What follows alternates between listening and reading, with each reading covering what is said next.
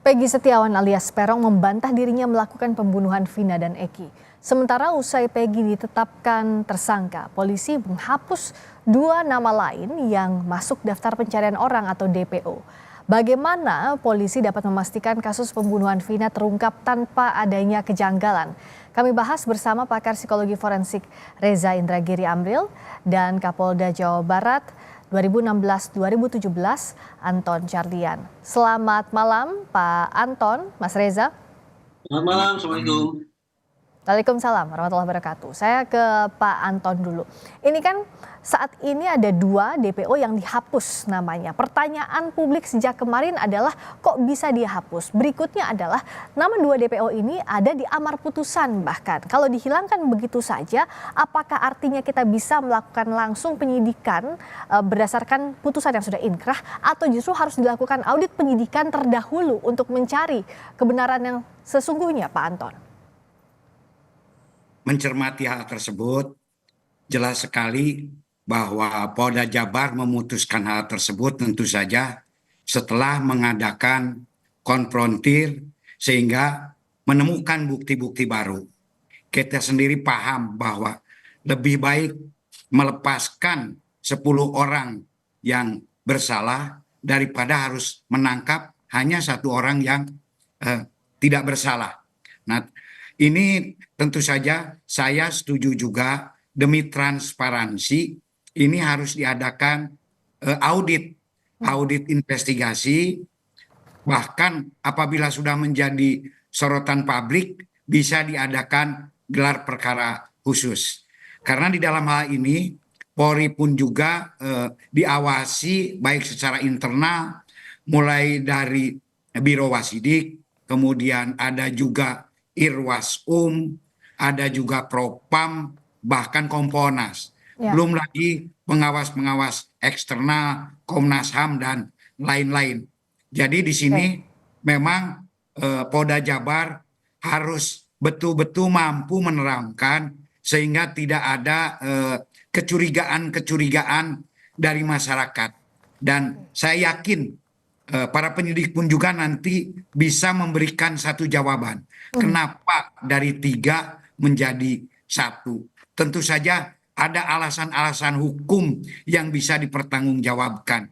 Karena kita juga sadari kadang-kadang netizen itu begitu bersemangat sehingga kadang-kadang juga terpengaruh dengan opini, asumsi. Maka dari itu harus ada bukti yang kuat begitu ya. Ya, legalitas salah satu hal yang harus dihindarkan itu adalah adanya asumsi. Nah, tentu saja di sini setelah dikaji oleh para penyidik, setelah dikonfrontir antara saksi yang satu dengan saksi yang lain, bahwa yang namanya Dani dengan satu lagi itu ternyata tidak jelas. Sama halnya seperti yang awal untuk Peggy saja kan sampai 8 tahun. Ini karena adanya kesulitan, bukan untuk menutupi. Sehingga demi transparansi saya sangat setuju untuk mengadakan audit investigasi dan mengadakan gelar khusus jika perlu bisa diawasi langsung oleh Mabes Polri. Dan nanti bisa disampaikan kepada publik sehingga publik pun juga bisa menerima jumlah DPO yang menjadi berkurang tersebut. Ya. Pak Anton, waktu Pak Anton menjabat Kapolda Jabar, ini kasus mendapatkan atensi atau sepenuhnya ditangani Polres Cirebon? Kebetulan kalau tidak salah dari catatan ini kasus ini 27 Agustus 2016.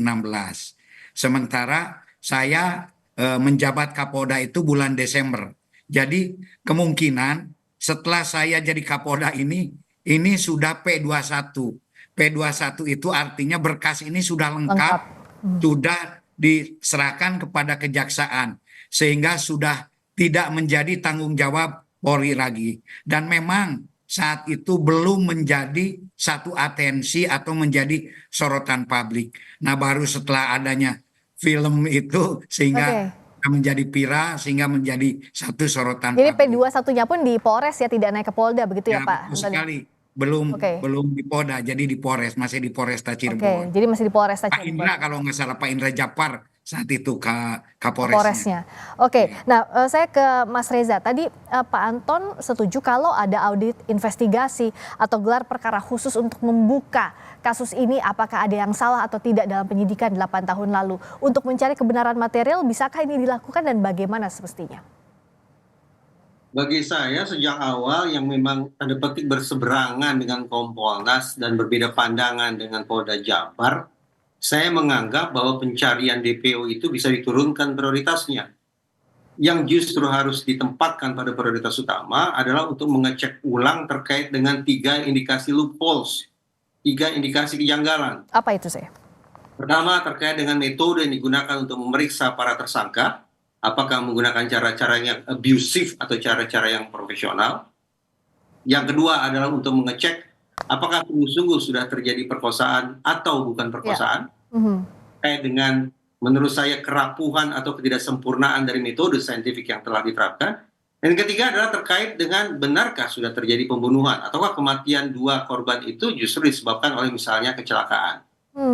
Itu yang menurut saya diprioritaskan. Karena itulah rekomendasi saya akan sangat bijak sekiranya seluruh lembaga penegakan hukum melakukan eksaminasi terhadap berkas hasil kerja mereka. Termasuk dilakukan oleh pihak Polda Jabar. Nah, terkait dengan audit investigasi internal, itu pun penting. Agenda kedua yang tujuannya menurut saya adalah untuk mencari tahu akar dari persoalan ini. Apakah ini berkutat pada masalah penyidik yang tidak cukup kompeten, berarti kompetensi merupakan sumber persoalannya, ataukah lebih serius daripada itu terletak pada aspek integritas para penyidik. Oke, dan kalau tadi untuk mencari barang bukti yang esensial mengarah ke tindak pidana pembunuhan maupun pemerkosaan, menurut Anda sampai sekarang masih banyak loopholes-nya? Ya, sampai hari ini saya masih memandang loopholes itu belum terjawab. Sebagai misal di tayangan Kompas TV yang terlihat saat ini, yang dihadirkan pada preskon adalah Peggy Peron. Ya. Disebut sebagai salah satu orang bahkan memiliki peran sangat dominan sebagai otak kasus pembunuhan dan perkosaan tersebut. Tapi sepanjang yang saya bisa lihat, yang diletakkan di atas meja tampaknya hanya bukti-bukti yang menunjukkan bahwa orang ini adalah Peggy Peron. Karena ada sekian banyak dokumen tampaknya yang berisikan identitas orang tersebut. Tetapi terkait dengan apa pidana yang sudah dilakukan oleh Peggy Peron, saya tidak melihat ditampilkan di atas meja penyidik. Iya, dan bagaimana pula misalnya Peggy Peron ini salah satu DPO yang ada di putusan pengadilan, begitu pula dengan 2 DPO lainnya. Pak Anton, kan yang jadi pertanyaan, kalaupun sekarang dikoreksi nama DPO-nya, kita salah satu unsur saja soal DPO tadi. Karena adanya ketidaksesuaian atau perubahan pernyataan dari tersangka. Padahal untuk alat bukti ini kan harusnya ada dari 5 minimal 2 alat bukti, tidak hanya berdasarkan keterangan. Apakah artinya sikap penyidik sekarang itu mengoreksi putusan yang sudah inkrah, dan bisakah ini, apakah ini tidak bertentangan dengan hukum acara pidana dan hukum pidana? Saya kira di dalam hukum pidana pun juga kan ada novum baru. Apalagi di sini sehingga ditemukan hanya 1 DPO.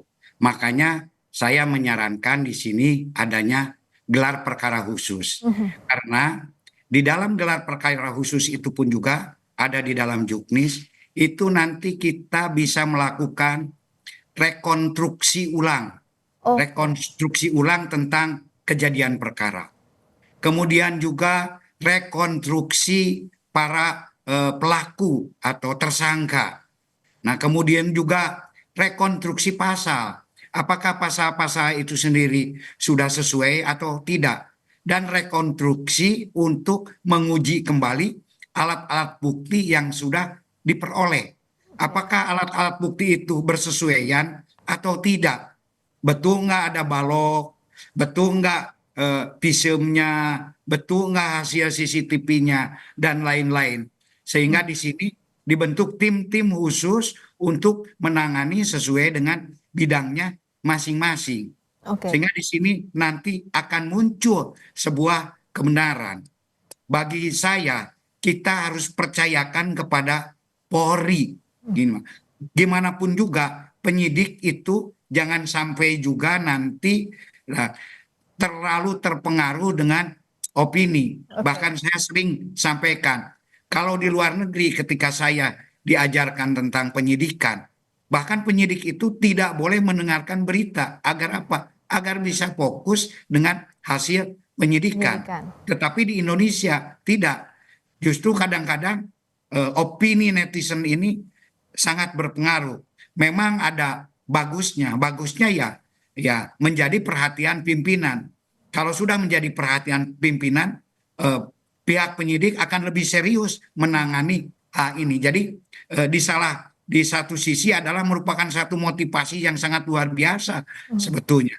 Tetapi di sisi lain juga penyidik jangan sampai ya terbelenggu dengan opini-opini tersebut. Tetap kita berpatokan kepada alat bukti, di mana di sini untuk menetapkan status DPO itu kan adanya bukti permulaan yang cukup. Ya. Dimana kalau dulu bukti permulaan yang cukup itu cukup satu bukti, tetapi setelah adanya keputusan MA harus dua alat bukti yang sah, ditambah petunjuk, di mana satu sama lain saling berkaitan. Itu. Jadi fokus saja penyidik itu kepada penyidikan ini gitu. Kalau menurut saya gitu. Di samping nanti ada kesalahan-kesalahan, silahkan. Karena Polri pun juga selama ini kan tidak menutup mata atau tidak keberatan apabila ada anggotanya yang bersalah,